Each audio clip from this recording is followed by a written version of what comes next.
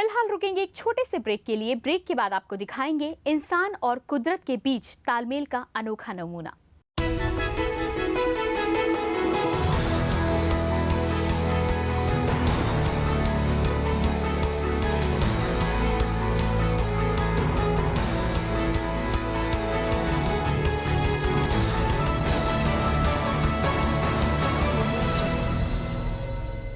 अजंता खाने को बनाए रंगीन, खूबसूरत और आकर्षक। बेकिंग पाउडर और फूड कलर्स की दुनिया में 60 वर्षों का विश्वास। अजंता।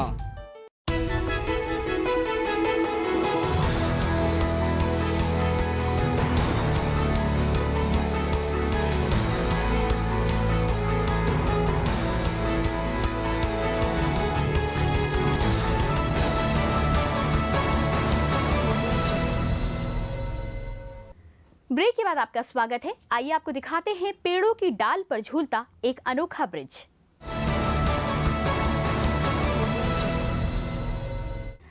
अब बात पेड़ों की डाल पर झूलते एक ऐसे ब्रिज की जो मिसाल है इंसान और कुदरत के बीच के तालमेल की। आइए ले चलते हैं आपको मेघालय के पहाड़ी इलाकों में और दिखाते हैं कैसे तैयार होते हैं ये अनूठे ब्रिज।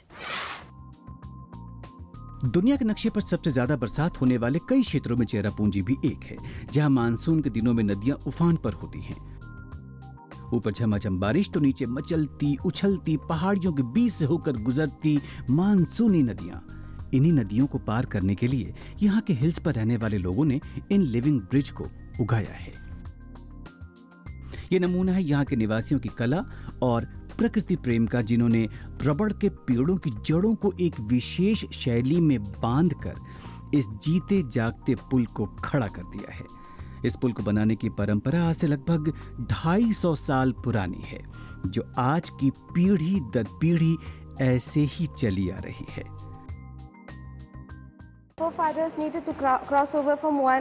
बरसातों में जब नदी उफान पर होती है तो हमारे पूर्वज इन पेड़ों को नदी पार करने के लिए इस्तेमाल करते थे। ये खास रबड़ की पेड़ की जड़ों को 25 से 30 साल बांध कर रखने से बनता है। इतना ही नहीं, ये पुल जंगल को नष्ट किए बिना बनाए जाते हैं। पेड़ों को बिना काटे और कोई हानि पहुंचाए बिना एक दूसरे से जोड़ा जाता है, जो समय के साथ काफी मजबूत होते जाते हैं। इस पुल पर एक साथ तकरीबन 50 लोग चल सकते हैं।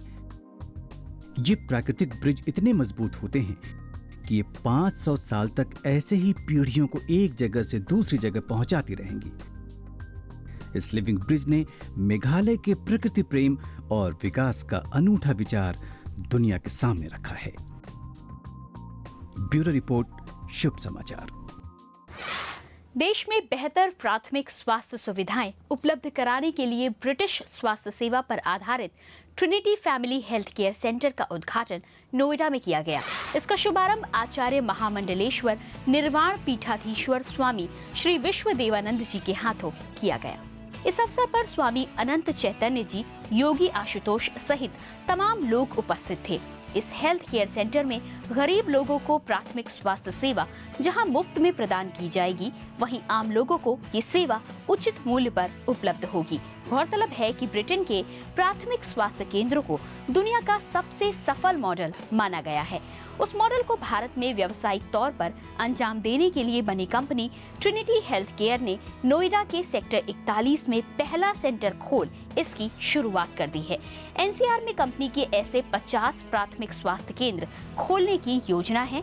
कंपनी का दावा है कि भारत में वो बेहद सस्ती दरों पर वही प्राथमिक स्वास्थ्य सेवा प्रदान करने जा रही है जो ब्रिटेन के लोगों को मिल रही है। ब्रिटेन हेल्थ सर्विस में अनुभव प्राप्त डॉक्टर शैलेंद्र एलन ने इस ट्रिनिटी हेल्थ केयर सेंटर की शुरुआत की है। ये सोशल मूवमेंट है प्राइमरी केयर को सुधारने के लिए, ताकि हमारी हेल्थ केयर, हमारा स्वास्थ्य है, लग्जरी ना रहकर एक रोज़मर्रा की ज़िंदगी की ज़रूरत बन जाए। सबके प्रति सह अस्तित्व की भावना, जो एक डॉक्टर का आदर्श है, डॉक्टर का अपना एक कर्तव्य है, उसको भारत में प्रायः निःशुल्क प्रदान करके एक बहुत बड़ा, मैं समझता हूँ, उदाहरण रखा है। 18वीं शताब्दी के ग्रेट गामा से लेकर सुशील कुमार जैसे पहलवान कैसे होते हैं तैयार, इसी पर देखिए हमारी खास रिपोर्ट। भारत में पहलवानी की शुरुआत तो गांव के अखाड़े से ही हो जाती है, मगर पेशेवर भारतीय पहलवान बनाने की शुरुआत अखाड़े में बजरंग बली के दर्शन पूजन और उस्ताद के पांव छूकर शुरू होती है। सबसे पहले दौड़ की क्लास, जिसमें छोटे बड़े सभी अखाड़े का चक्कर लगाते हैं। गुरु की निगरानी में फिर लगती है व्यायाम की क्लास। यहाँ इन भावी पहलवानों को कसरत और दंड में प्रवीण बनाया जाता है। फिर अखाड़े को तैयार करना। जब अखाड़ा सज गया तो शुरू होता है मल्ल युद्ध, यानी दांव पेच के अभ्यास। ये पहलवान सीखे गए दांव पेचों का बीच बीच में गांवों और जिलों में होने वाले दंगल में प्रदर्शन भी करते रहते हैं, जहां मिलने वाली वाहवाही और पुरस्कारों से शुरू होता है मेडल पाने का सफर। वो निजी जो ट्रेनिंग है वाकई में उसका बहुत बेनिफिट मिला है, क्योंकि जो अखाड़े में भी या किसी क्लब में भी अगर कोई भी गेम खेलता है या वो कुश्ती सीखता है तो नीचे से बेस तो उसका नीचे से ही बनता है। धीरे धीरे उम्र बढ़ती रहती है और अखाड़े बदलते रहते हैं, और फिर आता है वो दिन जिसका इंतजार हर पहलवान को होता है, जिससे गुजरकर सुशील ने ओलंपिक का सफर तय किया तो किसी ने कॉमनवेल्थ गेम का। ब्यूरो रिपोर्ट, शुभ समाचार। हिंदुस्तान के रेगिस्तान की रेत में जिंदगी को रफ्तार देने वाले ऊंट अब यूरोप के फार्म हाउस से व्यापार को गति दे रहे हैं। ठंडे इलाके नीदरलैंड के गांवों में इन दिनों ऊंटनी के दूध से व्यापार जोरों पर है। इसी पर देखिए हमारी खास रिपोर्ट। बेबीलोनियन सभ्यता में ऊंटनी के दूध की तुलना अमृत से की गई है, क्योंकि यह दूध गुणवत्ता में माँ के दूध के करीब है। इसकी इसी पौष्टिकता के कारण आजकल नीदरलैंड के ग्रामीण इलाकों में बना ये कैमल फार्म हाउस ऊंटों का नया बसेरा है। इस ठंडे इलाकों में इनके दूध से चॉकलेट, आइसक्रीम के साथ साथ तमाम ऐसे प्रोडक्ट बनाए जा रहे हैं जिसे खाड़ी देशों में काफी पसंद किया जा रहा है। इन्हें पसंद करने वाले ज्यादातर ऐसे लोग हैं जो मध्य पूर्व के रहने वाले हैं और जो ऊंटनी के दूध के स्वाद से परिचित हैं। The first time in the world that camel milk chocolate is produced. It's a fascinating product based on fascinating ingredients, camel milk, which is very rare. Camel milk in a quality that we as chocolate producers need to produce a luxury product we'll only find here in Dubai. ऊंटनी के दूध से बनाए जा रहे chocolate स्वाद में अन्य चॉकलेटों से अलग होते हैं। इस आइसक्रीम में गाय के दूध से बने आइसक्रीम की 3 गुना से अधिक विटामिन सी और 10 गुना से अधिक आयरन पाया जाता है। विटामिन बी का भी यह अच्छा स्रोत है और इसमें उच्च स्तरीय पोषक तत्व भी पाया जाता है। ऊंटनी के दूध में ऐसे तत्व पाए जाते हैं जिसमें HIV, एड्स, अल्जाइमर और हेपेटाइटिस सी से लड़ने में कारगर है। इस दूध का सेवन करने से डायबिटीज और हृदय रोगों का खतरा कम करने में भी मददगार है। ऊंटनी के दूध में महज 1.85% ही वसा की मात्रा पाई जाती है। Camel milk has 5 times more vitamin C than normal cow's milk, and there's other properties as well, like for instance the lactose intolerant has been noticed that they can drink and the camel milk.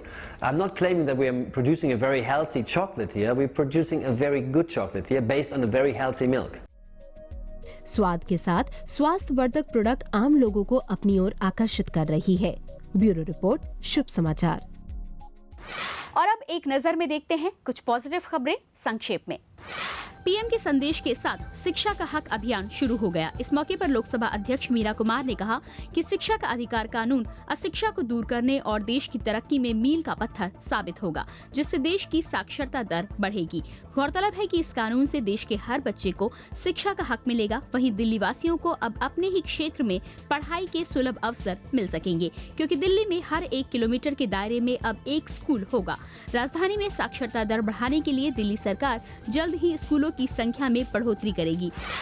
Delhi में रोजाना परेशानी झेल रहे हजारों यात्रियों को supreme court ने बड़ी राहत दी है। सुप्रीम कोर्ट ने दिल्ली की यातायात व्यवस्था को सुगम बनाने के चलते 1 लाख नए ऑटो चलाए जाने को मंजूरी दे दी है। ये आदेश यात्रियों से ज्यादा पैसे वसूले जाने और दुर्व्यवहार की शिकायतों में कमी लाने के लिए दिया गया है। इसके साथ ही ऑटो की सवारी करने वालों को जल्द ही किराए की रसीद भी मिलेगी। दिल्ली सरकार ने ऑटो चालकों को इसके लिए दिसंबर तक का समय दिया है। इस मीटर से आप जितनी दूरी की यात्रा करेंगे उसी हिसाब से किराया न्याय की पर्ची निकलेगी। विकलांग श्रेणी के तहत आने वाले छात्रों के लिए नई राइटिंग पॉलिसी की अधिसूचना जारी की गई है, जिसके तहत दिल्ली विश्वविद्यालय में नेत्रहीन छात्र लैपटॉप और कंप्यूटर की मदद से परीक्षा दे सकेंगे। परीक्षा विभाग की ओर से इसे तुरंत प्रभाव से लागू कर दिया गया है। इसके साथ ही विकलांग श्रेणी के तहत आने वाले छात्र अब न सिर्फ अपने लिए राइटर्स का चुनाव कर पाएंगे, बल्कि सुनने में अक्षम छात्रों के लिए परीक्षा केंद्र पर एक साइन लैंग्वेज एक्सपर्ट भी उपलब्ध रहेगा जो उनकी मदद करेगा। जमीन की बिक्री और घर खरीदने में पारदर्शिता लाने के लिए सरकार अब नया कानून लाने जा रही है। इस कानून के लागू होने पर अब बिल्डरों को पंजीकरण, स्वीकृत योजनाओं का अनुपालन और चूक होने पर धन लौटाना अनिवार्य होगा। आवास एवं शहरी गरीबी उन्मूलन मंत्री कुमारी सैलजा ने रियल एस्टेट विधेयक 2011 का मसौदा पेश किया। सैलजा ने कहा कि इस कानून का मुख्य लक्ष्य रियल एस्टेट क्षेत्र की गतिविधियों को नियमित करना और जमीन बिक्री और घर लेन देन में उत्तरदायित्व और पारदर्शिता सुनिश्चित करना है। वर्ल्ड कप जीतो और नौकरी पाओ। जी हां, पंजाब सरकार कबड्डी विश्व कप में विजयी होने वाली टीम को 2 करोड़ रुपए के इनाम के साथ नौकरी भी देगी। मुख्यमंत्री प्रकाश सिंह बादल ने कहा, जिस तरह मातृभाषा का महत्व बहुत बड़ा होता है, उसी तरह मातृखेल का भी महत्व उतना ही बड़ा होता है। इसीलिए वो कबड्डी को प्रोत्साहित करने के लिए प्रयासरत हैं, जिससे खिलाड़ी देश का नाम रोशन कर सकें। अमेरिकी अंतरिक्ष एजेंसी नासा इस महीने अब तक के अपने सबसे बड़े और महंगे रोबोट चालित वाहन को मंगल ग्रह पर भेजेगी, जिससे वहां के जीवन का पता लगाया जा सके। कौतूहल का विषय बने इस वाहन को औपचारिक रूप से मार्स साइंस लेबोरेटरी यानी MSL के नाम से जाना जाता है, जिसे बनाने में $2.5 अरब का खर्चा आया है। ये अत्याधुनिक वाहन वीडियो कैमरा और मंगल की लाल सतह और चट्टानों की खुदाई करने वाले मोबाइल औजारों से लैस है। करीब 899 किलोग्राम के इस वाहन को 25 नवंबर को भारतीय समयानुसार रात 8:51 पर फ्लोरिडा के केप कैनवरल हवाई अड्डे से प्रक्षेपित किया जाएगा। अब प्लास्टिक के कचरे से बनेगा पेट्रोल डीजल। जी हां, गेल इंडिया लिमिटेड ने प्लास्टिक से ईंधन का व्यावसायिक उत्पादन करने पर हामी भर दी है। कुछ माह पहले IIP ने अपने शोध में वेस्ट प्लास्टिक से पेट्रोल, डीजल व LPG बनाने का नुस्खा तैयार किया था। शोध को व्यावसायिक रूप देने के लिए जल्द ही देहरादून या दिल्ली में पायलट प्लांट लगाया जाएगा। प्लास्टिक से बनने वाले पेट्रोल, डीजल व LPG की लागत बाजार के सामान्य ईंधन से 40% तक कम रखने की कोशिश की जाएगी।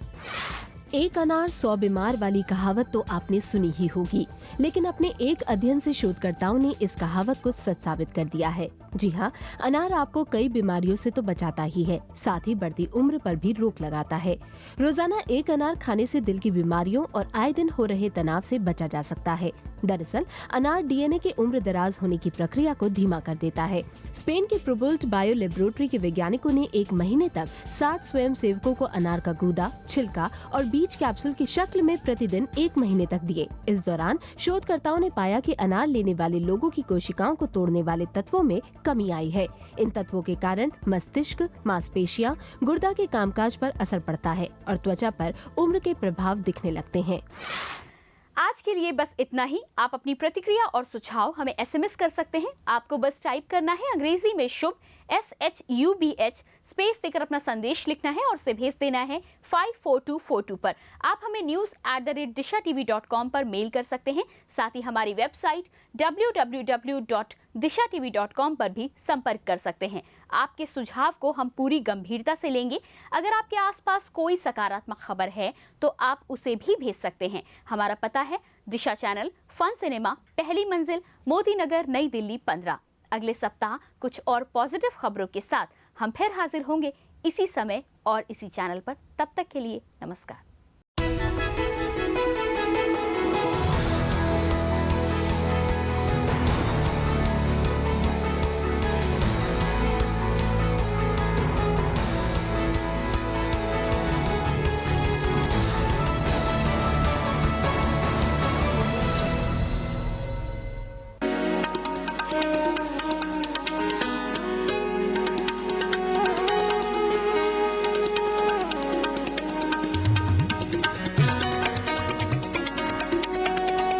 आप देख रहे हैं दिशा चैनल।